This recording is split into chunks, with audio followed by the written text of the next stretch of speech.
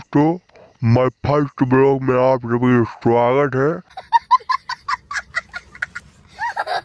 दोस्तों, मैं मुख्यमंत्री आदित्यनाथ योगी आज आप सभी के सामने अपने फर्स्ट ब्लॉग में आप सभी का स्वागत करते हैं। दोस्तों, आप लोगों को बता दें, अपना टकला हमने खिलाया था। अभी जल्द ही हमारे प्रिय भाई श्री मुलायम सिंह यादव जी खत्म हो गए थे। उन्हीं की तरह में मैंने अपना टकला खिलाया था।